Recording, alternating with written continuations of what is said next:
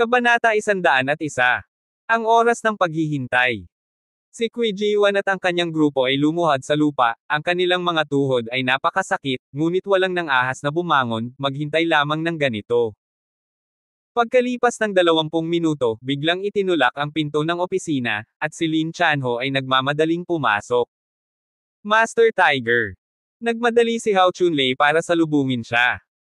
Nang marinig ni Qui Jiwan at ng iba pa na paparating si Lin Chanho, isa-isa silang tumangala.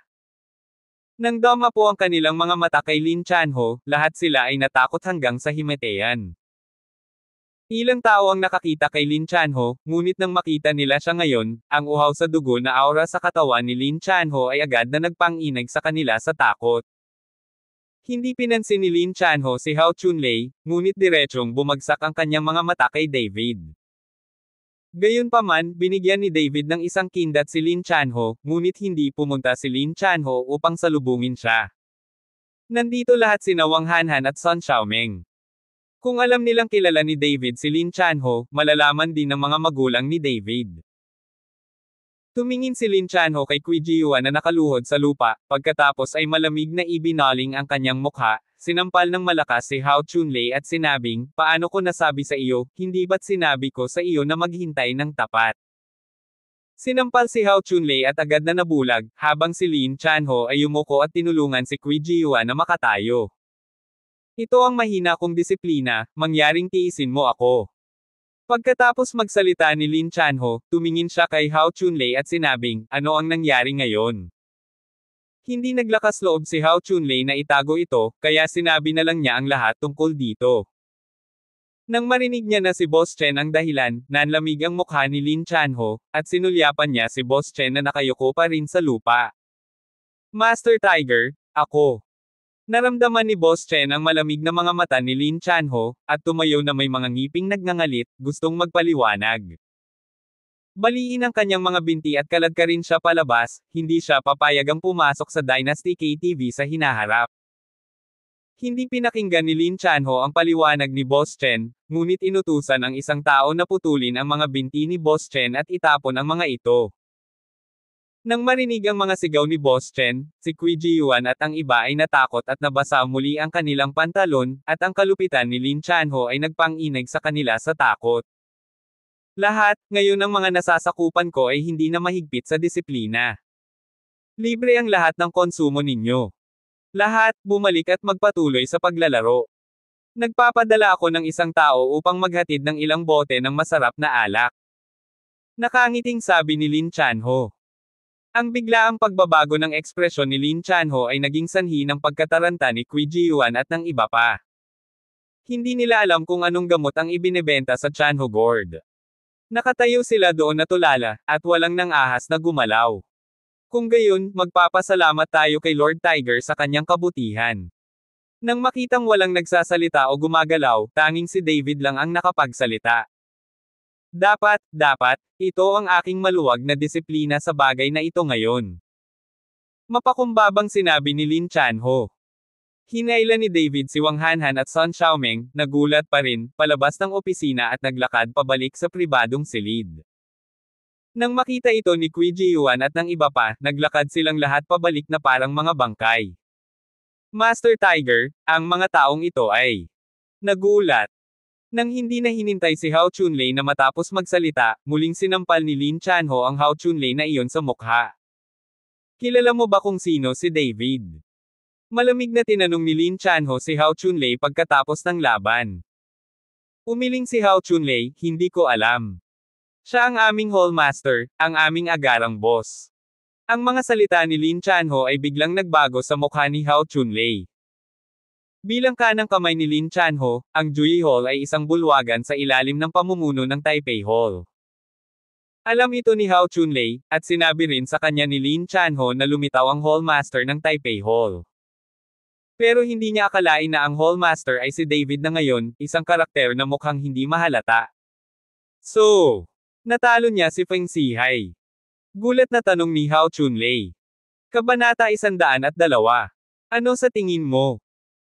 Isang malamig na tingin ang ibinigay ni Lin Chanho kay Hao Chunlei. Ngayon, kung mabubuhay ka, magsunog ka lang ng insenso at sambahin ang Buddha, at mabilis na umorder na bumaba at kumuha ng ilang bote ng masarap na alak, at maaari mo itong ihatid, ngunit tandaan.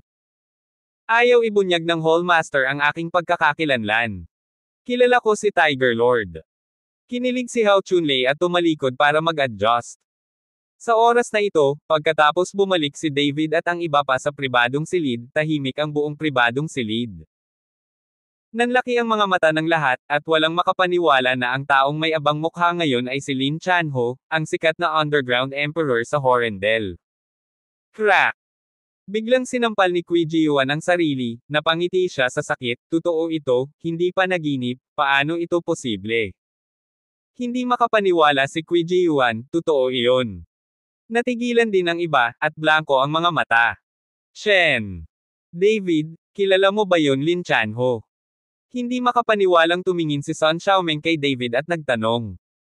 Ang pagganap ni David ngayon ay hindi nagpakita ng anumang takot, at natalo pa ang mga tao ni Lin Chanho, ngunit si Lin Chanho ay hindi nagalit nang siya ay dumating. Nang magtanong si Sun Xiaomeng ng ganoong tanong, nabaling ang atensyon ng lahat kay David. Kung talagang kilala ni David si Lin Chanho, magkakaroon pa kaya sila ng magandang kalalabasan. Dapat mong malaman na pinahiya lang nila si David. Hindi ko alam. Umiling si David.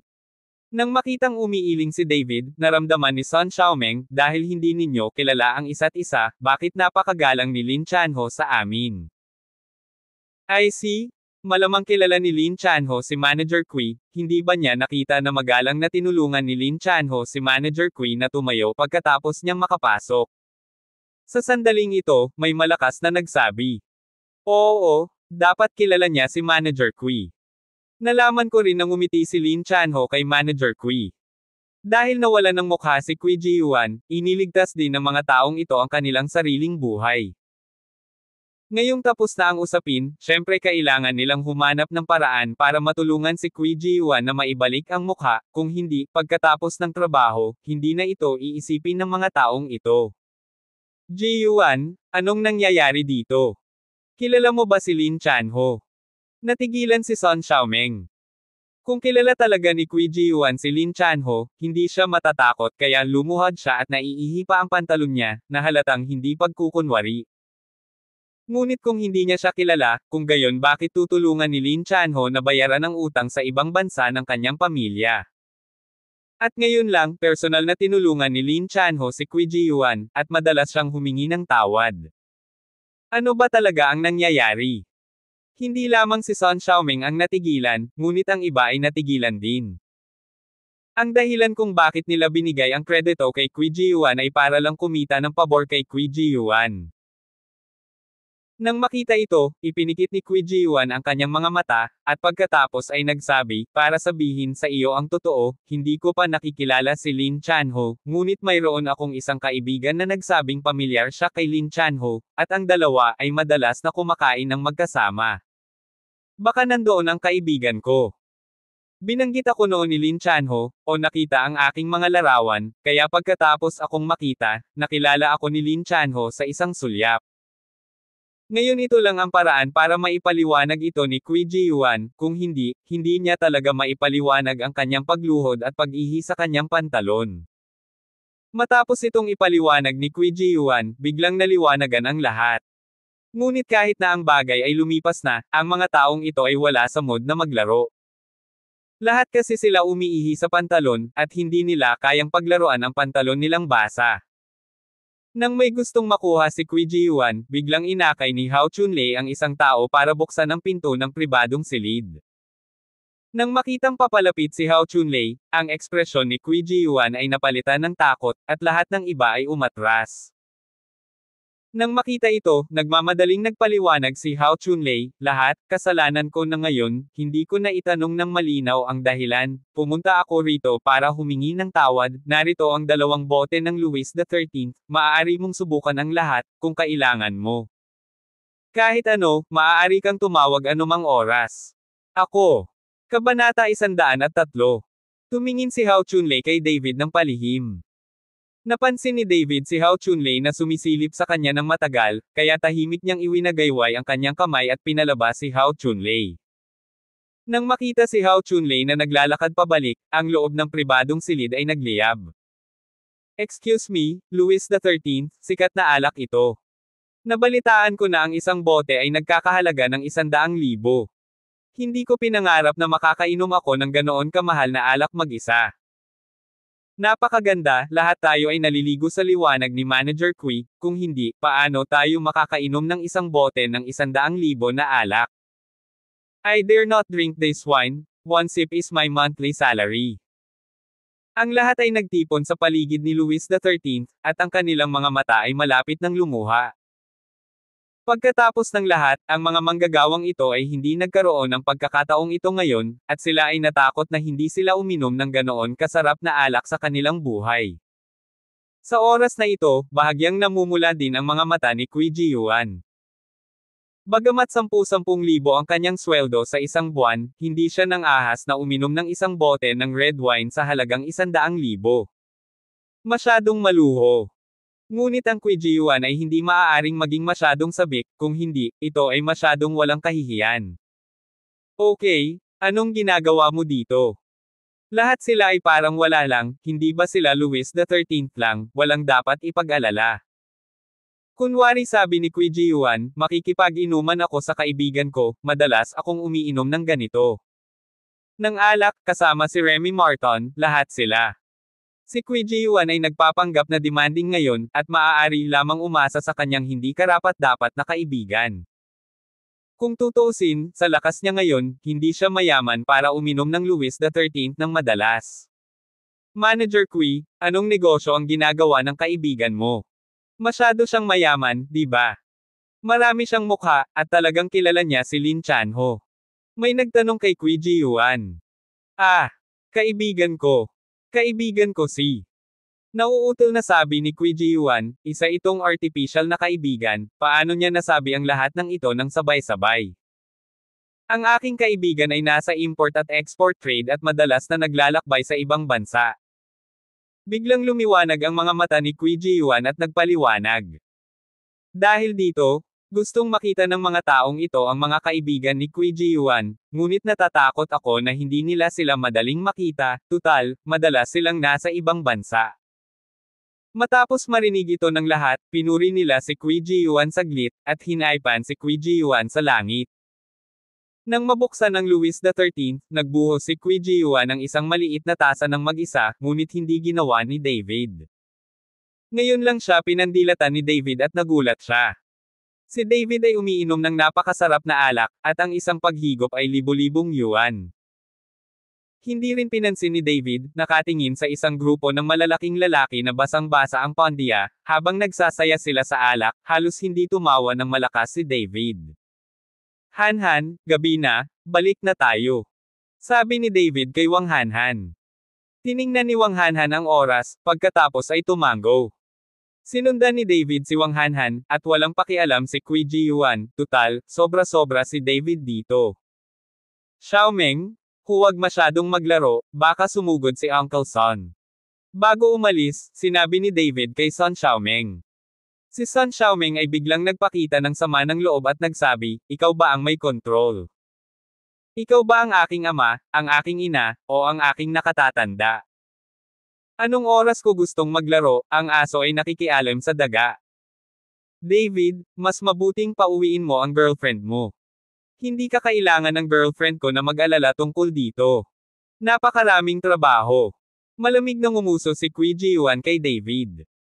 Hindi nagsalita si David, pinaalalahanan niya si Son Xiaomeng, dahil ayaw umalis ni Son Xiaomeng, walang pakialam si David. Pagka-uwi ni na David at Wang Han, hinihintay pa rin ni Wang Changfeng si Wang Han sa courtyard ng komunidad. Nang makitang bumalik si Wang Han kasama si David, biglang ngumiti si Wang Changfeng at sinabing, Han, lumabas kasama ang iyong kapatid na si David para maglaro, at huwag mong sabihin sa akin, wala akong pakialam dito. Kabanata 104. Tita Wang, tinawagan ko si Han para sabay na dumalo sa party ng isang kasamahan. Dadalhin ko si Han sa aming kumpanya para sa isang panayam bukas. Nagmadaling nagpaliwanag si David kay Wang Changfeng. You don't need to explain to me.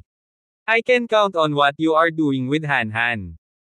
Kahit mag-overnight kayong dalawa sa labas, hindi ko kakausapin si Tita Wang. Tumingin si Wang Changfeng kay David na may malalim na kahulugan sa kanyang mga mata. Ito ay nagpahiya kay David, at si Wang Changfeng ay naglakas loob na sabihin ito. Ma, ano pong pinagsasabi nyo?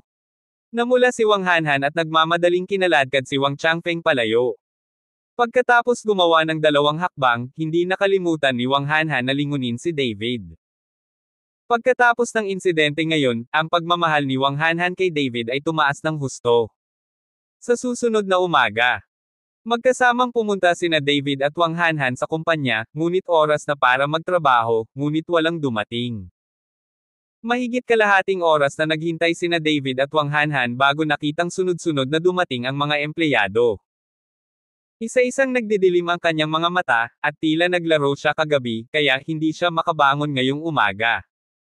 Tungkol naman sa Qijiuan na iyon, naghintay siya nang makalipas ang 10:00 bago humikab. Pagkaupo niya sa opisina, gumawa siya ng isang tasa ng tsaa. Anong oras na ngayon, trabaho mo ba ito? Itinulak ni David ang pinto at pumasok sa opisina, at tinanong si Qijiuan. Ang kumpanyang ito ay pagmamay-ari ni Sonia, kaya kanya ito. Siyempre, hindi masaya si David kung mahuhuli sa trabaho ang mga taong ito. Si Qijiuan ay natigilan sandali, at pagkatapos ay nagalit, David, ano ka ba? Huwag kalimutan na ako ang manager. Inaalagaan mo talaga ako at hindi umihi para alagaan ang sarili mo, Habang sumisigaw si Qijiuan, pumasok si Sun Xiaoming kasama si Wang Hanhan, anong ginagawa mo? Nagagalit ng maaga. Hindi alam nitong si David kung gaano kataas ang langit, at biro lang na late ako. Itinaas ni Qijiuan ang kanyang bibig, David, ang gawain mo ngayon ay kunin ang 1/4 ng mga account ng iyong grupo, kung hindi ka pupunta, mag-overtime sa gabi. Ginamit ni Qijiuan ang kanyang posisyon upang bigyan si David ng isang sampal sa mukha at ipaalam kay David kung gaano siya kalakas. Malamig na ngumiti si David, tumalikod at naglakad palabas, not to mention 1/3 of the accounts, gusto ni David na bayaran lahat ng utang, ayoko sa iba na may utang sa kanya.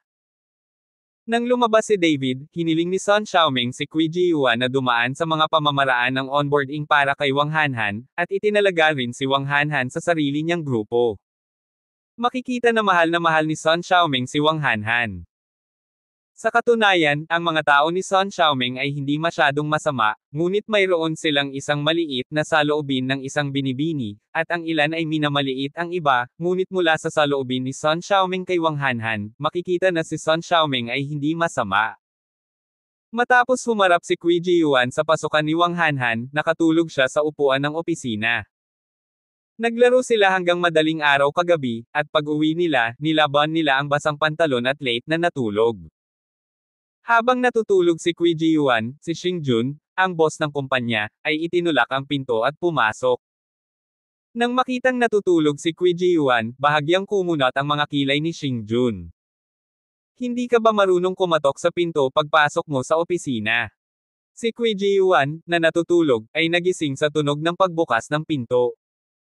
Sa departamento ng pagbebenta, siya ang emperador, kaya huwag matakot sa anumang bagay. Pagkatapos magsalita ni Qijiuan, nang makitang walang sumagot, iminulat niya ang kanyang mga mata at nakitang nakatingin sa kanya si Xingjun, sa sobrang takot ay nahulog si Qijiuan sa upuan. Xing! President Xing, ikaw! Bakit ka nandito? Si Qijiuan ay mukhang nalilito, si Xingjun ay bihirang pumunta sa sales department, hindi ko alam kung bakit siya biglang dumating ngayon. Pinandilatan lang ni Xingjun si Qijiuan, hindi siya pinagalitan, ngunit tumingin sa mga taong nagtatrabaho sa labas sa bintana ng opisina, ngunit ang mga mata ni Xingjun ay kay David lamang. Kabanata 105. Sa sandaling ito, may hinahanap si Wang Hanhan kay David, at sinundan niya ng mabuti si David. Parang napakapamilyar niya. Sumimangot si Xingjun at sinabing, Manager Qi, sino ang babaeng ito? Mabilis na tumingin si Qui Ji-yuan at nalaman na si Xing Jun ay nagsasalita tungkol kay Wang Hanhan, at nagmamadaling sinabi, Mr. Xing, ang girlfriend ni David sa oras na ito, si Wang Hanhan, ay sumali sa trabaho ngayon. Girlfriend ni David. Nagulat si Xing Jun. Nang makita ang ekspresyon ni Xing Jun, nagulat si Qui Ji-yuan at dahan-daang tumango, oo, girlfriend niya iyon. Hindi nagtagal, lumitaw ang isang panunuya sa nagulat na mukha ni Xing Jun, hanapin ang pagkakataon na kumuha ng ilang matalik na larawan sa kanilang dalawa, ngunit kunin sila ng palihim at ipadala sa akin. Nakuha ko. Tumango si Qui Ji-yuan. Masayang umalis si Xing Jun, habang si Qui Ji-yuan ay natigilan. Hindi niya alam kung kailan nagkaroon ng ganoong libangan si Xing Jun. Kuya Chen, ang may pinakamaraming utang sa grupo natin ay itong si Boss Meng. Halos 1 milyon ang utang niya, at 2 taon niya itong inutang. Ilang tindero ang pumunta para hingin ito, ngunit wala ni isa sa kanila ang dumating. Balita ko may nabugbog yung tindera.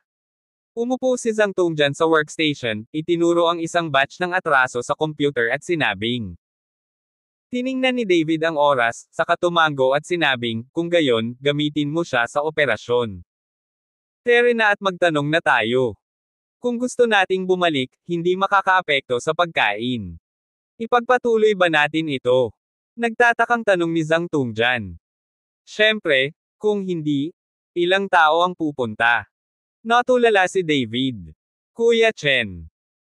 Natakot si Zhang Tongjian, puno ng pagdududa ang kanyang mukha, Kuya Chen, nabalitaan kong sosyalista si Boss Meng, pero ngayon ay naglinis na siya at nagsimula ng kumpanya, ngunit marami na siyang tao. Kung pupunta lang tayo doon, siguradong mabubugbog tayo, maraming tindera ang nabugbog, at balita ko may nagpunta rin doon, at malaki ang tiyan niya. Natatakot ka ba? Tumingin si David kay Zhang Tongjian at seryosong nagtanong. Ay! Hindi alam ni Zhang Tongjian kung paano sisigot. Natakot talaga siya. Sa ganitong klaseng customer, sinong hindi matatakot? Yan ang gawin mo. Kung natatakot ka, huwag mong gawin. Kung hindi mo susubukan ang isang bagay, hindi mo malalaman kung magtatagumpay ka. Pagkatapos magsalita ni David, diretso niyang ini-print ang impormasyon ni Boss na Meng at nag-walk out. Kuya David. Nang makitang wala na si David, hinabol siya ni Wang Hanhan. Alam niyang si Qui Ji-yuan ang nagbigay ng gawain kay David. Sa oras na ito, tiyak na hihilingin ni David ang account, kaya nagplano si Wang Hanhan na tulungan si David na hilingin ito. Medyo pabigla-bigla ang ugali ni David, at natatakot si Wang Hanhan na baka magalit siya sa iba. Gusto mo ba ang account? Naabutan ni Wang Hanhan si David at nagtanong. Oo. Tumango si David. Tingnan ko. Kinuha ni Wang Hanhan ang impormasyon mula sa kamay ni David at tiningnan ito. Sobrang close ng dalawa, parang magkayakap, sobrang ambiguous. Nang makita ito, si Qui Ji-yuan sa opisina ay nagmamadaling kinuha ang kanyang mobile phone at palihim na kumuha ng ilang mga larawan at ipinadala ito kay Xing Jun. Brother David, I'm afraid this is a dead account. 2 taon na itong hindi nabayaran, at kailangan itong i-forward ng maraming beses. Sa pagtingin sa impormasyon, bahagyang napangiwi si Wang Hanhan. Ito ang pinakamalaking halaga, gaano man ito kahirap, kailangan mong subukan. Bahagyang ngumiti si David. Sige, sasamahan kita. Tumango si Wang Hanhan. Mag-isa akong pupunta, hindi mo na ako kailangang samahan. Mabilis na ikinaway ni David ang kanyang kamay at sinabi. Masyadong mainipin ang ugali mo, kaya hayaan mo akong samahan ka. Kung tutuusin, may bentahe kaming mga babae sa pagkuha ng mga account. Habang sinabi iyon ni Wang Hanhan, hinailan niya ang braso ni David at lumabas. Nang makita ito, agad na nagnakaw si Qui Ji-yuan ng ilan pang larawan at muling ipinasa kay Xing Jun. Pagkatapos lang nasundan ni David si Wang Hanhan palabas ng kumpanya, tumakbo rin palabas si Zhang Tongjian, naabutan si David at sinabing, Kuya Chen, grupo tayo, hindi ko kayang panuurin kang makipagsapalaran ng mag-isa, kung malaking bagay, pupunta din ako. Abangan ang susunod pang mga kabanata ng David Chen, ang lalaking walang katulad. Please subscribe to my YouTube channel and don't forget to like and share. Thanks for watching.